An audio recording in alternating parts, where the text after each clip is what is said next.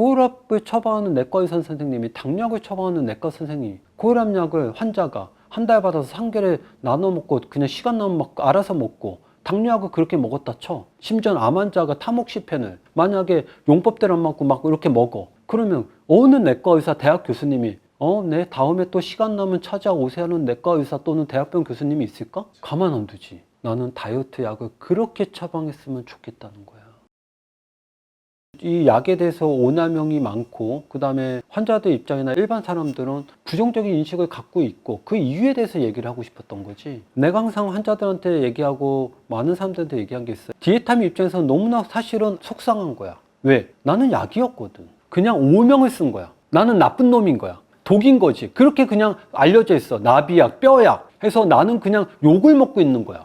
근데 나는 잘못이 없어. 디에타민 입장에서. 왜 얘는 욕을 먹었냐? 너무 유명한 약이고 너무 효과가 좋았는데 향정이다 보니 이게 오남용이 되고 잘못 약을 복용하고 하다 보니 부정적인 이미지의 대명사가 된 거지. 디에타민은 약이야. 명약이야. 무슨 얘기를 하자고 하면, 아까도 얘기했지만 내가 많은 시간을 할애해서 이 약에 대한 또 부작용이나 또는 부정적인 거에 대한 얘기도 많이 했어. 왜 이렇게 됐는지. 물론 계속 의사가 잘못했다고 얘기하는 건 전체 의사를 모욕하는 길일 수 있어. 왜? 정말 올바르게 약 처방하는 사람들도 꽤 있어. 그렇지만 어떻게 보면 하얀 물에 누군가 검은 거를 퍼뜨렸을 때 그게 다 거뭇게 되듯이 우리가 너무나 훌륭하게 처방하는 의사들도 난 많다고 봐. 그렇지만 부정적으로 잘못 처방하는 의사들 때문에 이 이미지가 많이 혼탁이 된 것도 사실 현실이야. 그래서 그거에 대해서 얘기를 한 게 맞고, 그렇다면 내가 오늘은 얘기하고 싶은 게 뭐냐면, 그걸 포장하려는 건 아니지만 디에타민, 향정신성 식욕억제제도 약이라는 거에 대해서도 얘기를 해주고 싶은 거지. 이 약도 올바르게 먹으면 정말 많은 사람들이 이 약을 통해서 건강해지고 새로운 삶을 살게 된다는 거지. 같은 얘기지만 당뇨약을 먹고 내과 선생님이 한 분은 이런 얘기를 하더라고. 당신은 평생 당뇨약을 끊을 수 없을 겁니다. 그럼 그 얘기는 뭐냐면, 결국은 이 사람은 나중에는 콩팥의 영향을 받고 투석을 하게 될 가능성이 되게 높다는 거죠. 100%는 아니지만. 근데 투석을 하게 되면 사회생활을 사실 못하게 되거든. 그럼 그 사람 입장에서는 정말 고통스럽고, 내가 정말로 그러면 나중에는 또 내 몸에 문제가 오겠구나, 그런 절망감에 빠질 수 있다는 거지. 근데 내가 기억나는 환자가 그런 사람이었어. 그 사람이 우리 병원 통해서 이 식욕제제를 정말 올바르게 먹고 그러고 나서 당뇨약을 끊었단 말이지. 근데 그 내과 선생님이 그렇게 얘기를 했대. 정말 불가능한 일을 해냈다고. 물론 내가 뺀 게 아니지. 그 사람이 나를 믿고 이 향정신성 의약품을 통해서 정말 올바르게 먹고 정말 운동시험법으로 불가능하게 도저히 살이 안 빠졌던 걸 이 약을 통해서 건강해졌단 말이야. 그럼 이 약이 독이니 약이니? 약이지. 카테고리가 있어. 병원에서 처방한다는 건 뭐냐? 약인 거야. 정말로 운동하고 식이요법이 부득이한 경우에 최선을 다해도 만약에 체중이 안 빠져, 극단적으로 우리 병원 150kg 온단 말이야. 난 그들한테 이렇게 얘기해. 새 삶을 살아주게 해주는 약이라고. 나는 약이라고 항상 주장하고 싶은 거지. 그 환자한테 똑같이 얘기해. 약입니다. 약으로 드셔야 된다고. 근데 항상 얘기하지. 향정신성 의약품, 물론 모든 환자한테 향정을 처방한 건 아니지만 향정신성 의약품이기 때문에 잘못 드시면 동전의 양면으로 독이 될 수 있다는 건 반드시 알고 계셔야 된다. 그거를 처방을 하는 의사도 잘해야 되고, 그거를 용법대로 먹어야 되는 환자들도 잘해야 된다. 나만 잘해서 되는 게 아니라 의사도 잘해야 되고 환자도 잘해야 된다. 그걸 공감시키면서 계속 손을 잡고 가는 게, 매번 주장하지만 약만 처방한 게 의사가 아니라 손을 잡고 같이 걸어갔을 때 약으로서 도움을 받는다고 주장하는 거지. 옛날에도 초창기에 기억에 남는 그 멘트가 있었어. 어느 병원 갔는데 비만은 질병이다. 틀린 말이 아니지. 고혈압도 질병이고 당뇨도 질병이듯이 비만도 질병이야. 왜? 대사증후군도 오고 고혈압도 당뇨도 오는 다 원인이 뭐야? 비만이잖아. 그럼 비만은 질환이야. 선택의 문제가 아니라 그걸 치료해 주는 건 의사라고. 그럼 그 치료하는 약도 약인 거지. 근데 그 약을 어떻게 올바르게 지도교육하는 의사가 대단히 중요하다는 거지. 왜? 향정이니까. 내가 비유를 많이 해줘. 같은 얘기 또 했을 거야. 고혈압을 처방하는 내과 의사 선생님이, 당뇨약을 처방하는 내과 선생님이 고혈압약을 환자가 한 달 받아서 3개를 나눠 먹고 그냥 시간 나면 먹고 알아서 먹고, 당뇨약을 그렇게 먹었다 쳐. 심지어 암 환자가 타모ksi펜을 만약에 용법대로 안 맞고 막 이렇게 먹어. 그러면 어느 내과 의사, 대학 교수님이 네, 다음에 또 시간 나면 찾아오세요 하는 내과 의사 또는 대학병 교수님이 있을까? 가만 안 두지. 나는 다이어트 약을 그렇게 처방했으면 좋겠다는 거야.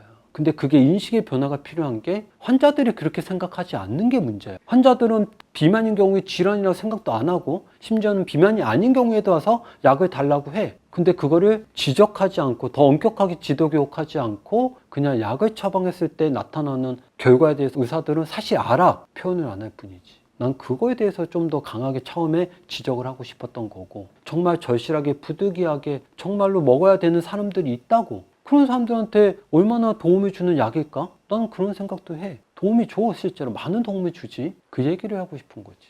약이야. 항상 약으로서 올바르게 드시길 바라는 거지. 의존성과 중독성에 대해서 환자들이 사실 내가 그런 얘기를 하면 많이 불쾌해 사실. 왜냐하면 10년 먹은 사람들도 나한테 뭐라고 하냐면 이렇게 얘기합니다. 나 매일 안 먹었어. 난 중독이 아니야. 나는 안 먹었으면 안 먹을 수 있어. 나한테 인격을 모독했다고 얘기를 실제로 많이 하거든. 의존성이란 게 뭐야? 찾게 된다는 거야. 매일 먹지 않았다고 의존성 생각하면 안 되는 게, 한 달 받아서 식욕이 땡길 때마다 먹는다 쳐. 자, 그럼 식욕 억제했어. 매번 얘기하지만 끊으면 어떻게 되지? 식욕이 더 돌아. 그럼 찾게 되지. 그게 의존성이야.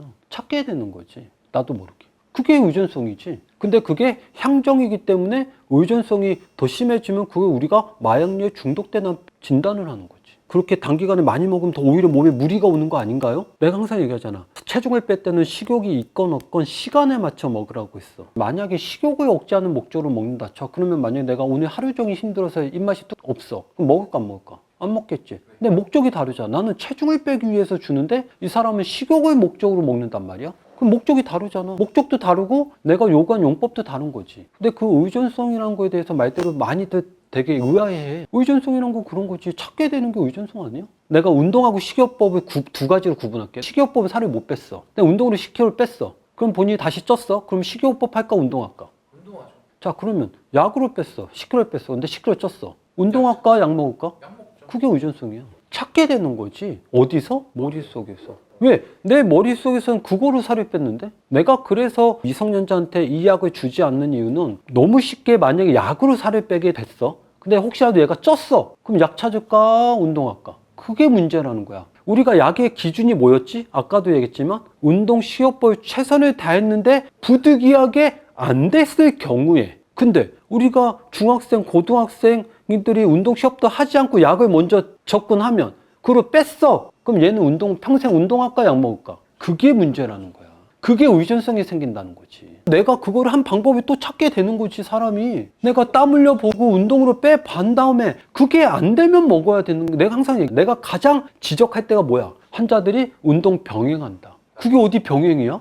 약 먹는 거지. 그건 퍼포먼스야. 내가 항상 주장하는 거야. 운동 병행하는 거에 대해서 질타를 하는 거야. 운동으로 빼고 나서 부득이한 경우에 먹는 거지. 근데 환자들은 다 병행한대. 왜? 그 중에 일부분 또 의사들이 잘못했거든. 왜? 의사들이 병행하라고 하니까. 환자들이 많이 물어보잖아. 약 먹을 때 운동 병행해도 됩니까? 나 운동 꼭 같이 하고 싶어요. 그럼 내가 한번 첫 번째, 운동으로 빼, 가. 그러면 이렇게 또 물어보지. 운동은 그럼 금기인가요? 아니야. 반대만 안 할 뿐이야. 아니, 운동으로 뺐으면 운동으로 빼야지 왜 약을 먹어? 근데 운동으로 했을 때 같이 하면 더 효과가 나니까 반대는 안 하지. 근데 만약에 운동하고 약으로 같이 해서 만약에 있어진 거 살이 뺐어. 근데 살이 쪄. 그 운동만 할까? 그게 문제라는 거지. 그래서 항상 얘기하지만 부득이한 경우에 먹는 것이 약이다. 대신 올바르게 먹으면 뭐다? 운동시합법으로 못했던 성인병을 개선해주고 내 몸을 건강해주는 약이라는 거지. 대신 버스트가 되면 안 된다는 게 문제라는 거지.